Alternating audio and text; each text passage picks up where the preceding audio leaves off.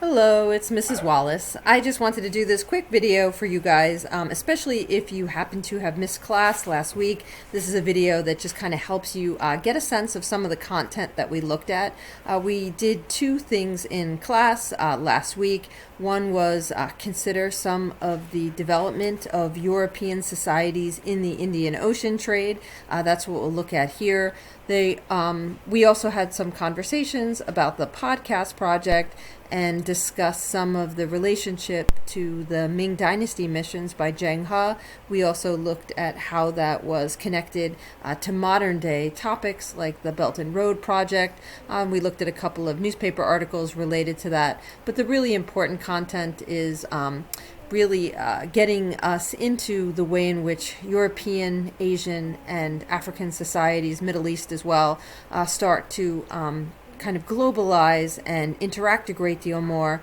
And shortly we'll see the Americas also added to some of the trade patterns. And so this becomes significant because there's, an increase in a lot of interactions, a lot of like social and cultural changes. There's also a great deal of economic prosperity and exploitation as well that starts to happen. And so this becomes a key turning point in world history, where we see where China and India had been kind of dominant economic players and creating a great deal of the world's goods, but then we see Europe also kind of getting in on that action. Okay, so there's a couple of key points here, reasons why European exploration of the Atlantic and Indian Oceans would happen. So just kind of a quick description of this, and we looked in class at Portugal as a case study, but just kind of know Portugal maybe is significant because it becomes the first of the European societies that's active in the Indian Ocean trade basin, but it's by no means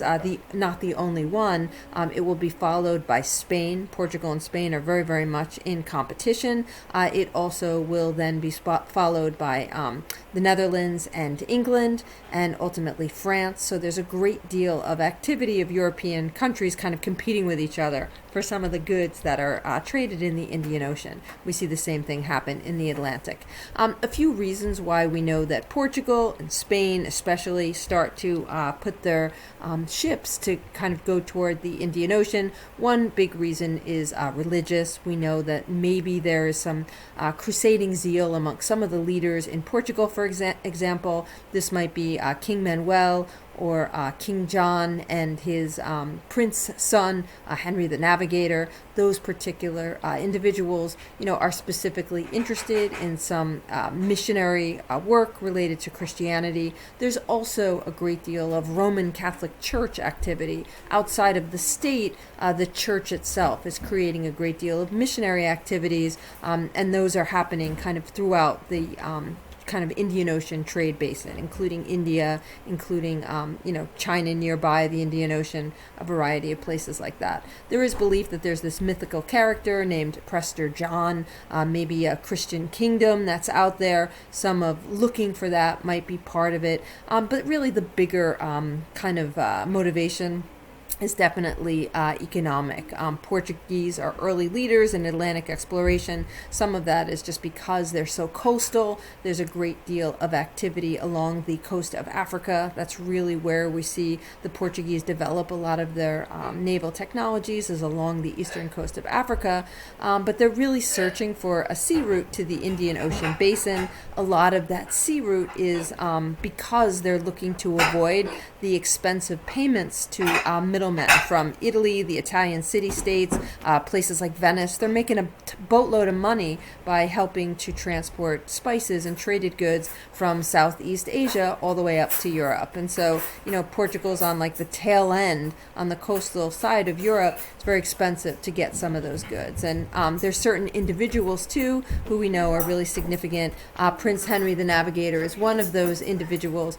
Prince Henry is somebody who kind of creates a naval academy and a great deal of the Portuguese technology, which largely is borrowed, right? Like the compass and things like that, starts to get a little more sophisticated. We see the Portuguese develop specific ships, the very lightweight caravels, for example.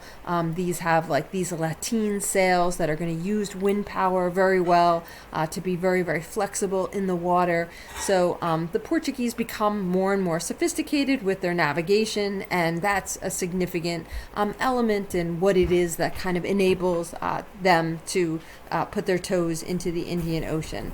There's also a great deal of interest in the Atlantic voyages as well. So, kind of have an idea that Spain and Portugal are going to be competing, and they're going to be interested in getting the spices. Some of this is going to happen by directly kind of moving toward the Indian Ocean, and some of this is going to be looking for a shorter route, and that's where we see, Columbus and whatever. There are actually some efforts early on at what we would today call colonization, where we see kind of the flag being put down. The Madeira Islands and the Azores actually get claimed for Portugal. These are islands that at the time are unpopulated off the coast of West Africa, but they become very significant, not only because they become models for land claims, it's also Portuguese factories start to develop. That's the word that kind of is used for a society that's taking over some of the trade and economic activity in the Madeiras and the Azores. Portugal will put some sugar plantations, and the outgrowth of those sugar plantations will mean that Portugal will have some control over the sugar industry, and that becomes really lucrative and competing with other places that are already producing sugar at this time. Spain, likewise, will grab the Canary Islands, which actually are populated, and the indigenous population is essentially moved out in an effort for the Spanish to use the land for sugar. So we see sugar kind of develop. That's going to be a much bigger story kind of in the next phase of this kind of investment into shipping and into colonies. And Portugal is also going to explore the West African coast. Some of the goods that Portugal might be bringing include things like textiles, and Portugal is really shy on goods. It doesn't have a lot to trade. It also doesn't have a lot of silver and gold, which is kind of what's needed at some of the Asian ports. So Portugal is going to get into this pattern of trading with Africans, setting up, for example, in modern day Ghana, setting up kind of a port island right off the coast where there can be activity of barter, and maybe textiles from Europe are traded for gold from Africa, and then that gold is going to be used in the Southeast Asia, right, in places like Malacca or in Java in Indonesia, and that gold will be used for things like silks and for spices. Also note that this is where we see the beginnings of the slave trade. Slave trade is very active in Africa at this time. There's an active slave trade that's going across trans-African like trade routes from West Africa to East Africa, and trades are being sold largely in the Middle East. Portugal will also start to involve itself in moving slaves to Lisbon in Portugal, and so that kind of lucrative economic activity starts slowly with incentives kind of on both sides, but does dramatically increase, and that becomes a really important part of something we'll look at in the future. We know that through the likes of some of the actions that Portugal, Spain, England, the Netherlands take, we'll see about 12 million Africans forcibly moved, from the western coast of Africa to the Americas, right? Largely South America, but to a variety of places for forced labor. So, just kind of a rundown, right? A lot of this is going around the coast of Africa. There's an interest in Portugal and Spain trying to avoid Muslim middlemen, trying to make their trade process cheaper, more cost effective. And what the pattern was is that Portugal was going to get its hands on some spices, bring the spices back to Portugal, and then resell them throughout Europe. And in some cases, Portugal needed help with this, so they start selling to the Netherlands, and the Netherlands is going to also resell some of those spice goods. So the Netherlands is also kind of getting a cut in this, one of the things that helps build a little bit of their wealth. And a couple of important things: Bartholomew Diaz is one of the individuals who's like initially significant in rounding the Cape of Good Hope, the bottom part of Africa, the southernmost part of Africa, that becomes kind of significant navigation-wise. It's not until 1498 that we really see Vasco da Gama sailing around the coast of Africa to India. And after 1498, in the early 1500s, we'll see Portugal kind of continuously send armadas, groups of ships that land in the area of the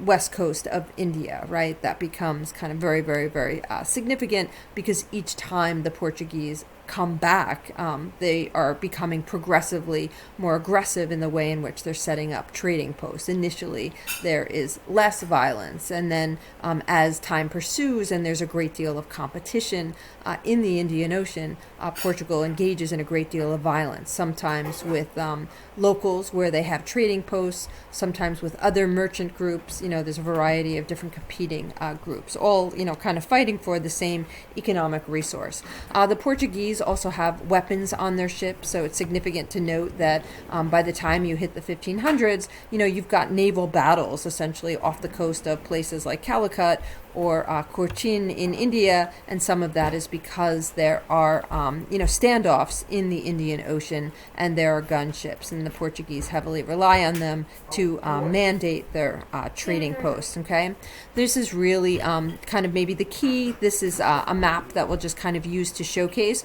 Kind of keep in mind there is a progression of European countries into the Indian Ocean, right? So the very first society that we're looking at is Portugal, and you can see some flag putting down, right, where there's actually some colonial activity in Luanda. Okay, so this is on the eastern coast, on the western coast of Africa.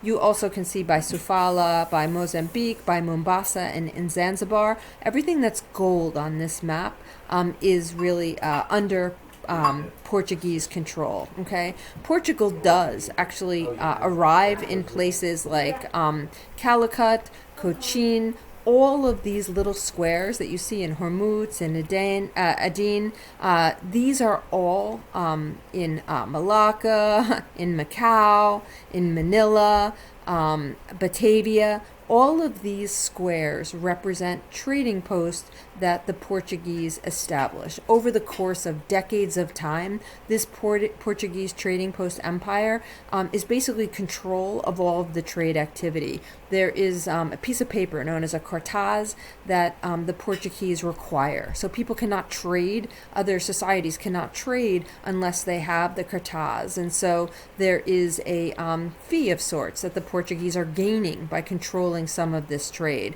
They actually do have the area of Indonesia for some time, in Malacca. This is Portuguese controlled at first, but then the Dutch will actually kick the Portuguese out. Okay, so there's everything that's pink is initially under Dutch control. There's other areas too. So if we were to look at just exclusively the Dutch, we might note that, after the Portuguese, the Spanish come in. The Spanish will mostly acquire the Philippines. That comes through with the work of Ferdinand Magellan, who will claim the Philippines for Spain.